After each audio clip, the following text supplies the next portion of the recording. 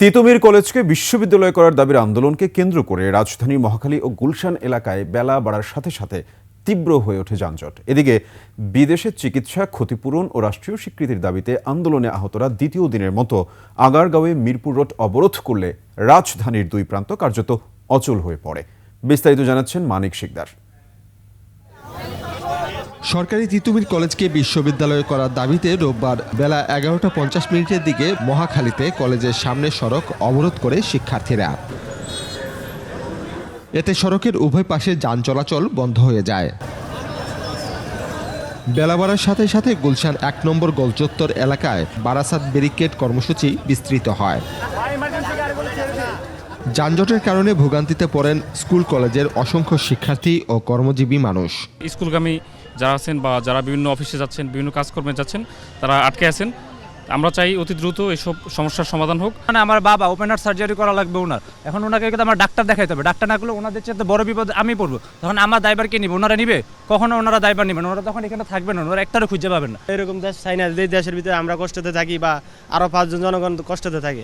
এদিকে বিদেশে চিকিৎসা ক্ষতিপূরণ ও রাষ্ট্রীয় স্বীকৃতির দাবিতে আগারগাঁওয়ে দ্বিতীয় দিনের মতো সড়ক অবরোধ করে বিক্ষোভ করেন জুলাই গণ অভ্যুত্থানে আহতরা। রোববার বেলা 11টার দিকে জাতীয় অর্থোপেডিক হাসপাতাল ও পুনর্বাসন প্রতিষ্ঠানের সামনের রাস্তায় অবস্থান নেন তারা। আমরা ময়মনসিং থেকে এসেছি, সেই ভোর 6টার সময় রওনা দিছি। একটা রাস্তা পরিবর্তন করে আবার আরেকটা রাস্তায় আসছি।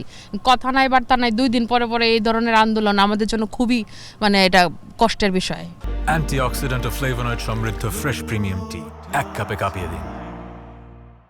সচিবালয় যায় ঘেরাও করুক, উপদেষ্টা আছে, তারপরে আপনার সমন্বয়ক আছে, তাদের সাথে বসে একটা সমাধান করুক। এভাবে সাধারণ মানুষ এভাবে দেন, এই যে ভোগান্তিতে পড়ে আছে। এখন কয়টা বাজে গাড়ি ছাড়বে তার কোনো নিশ্চয়তা নাই। শ্যামলী শিশু মেলা থেকে আগারগাঁও ও মিরপুর রোড বন্ধ করে বিক্ষোভ করায় সড়কে দেখা দেয় তীব্র যানজট। রাস্তাঘাটে তো বিভিন্নভাবে মনে করেন হয়রানি হচ্ছে। আমরা আসলে এগুলো একটা পদক্ষেপ নেওয়া উচিত। সরকার দেখতেছে না, এই যে বৃহস্পতিবারে মহাখালী বন্ধ, আজকে এখানে বন্ধ, এগুলো দেখতেছে না, সব দেখতেছে, পারতেছে না। ছাত্র জনতার আন্দোলনে আহত ও তাদের স্বজনরা মিলে 2 শতাধিক মানুষ এ সময় সড়কে অবস্থান নেন।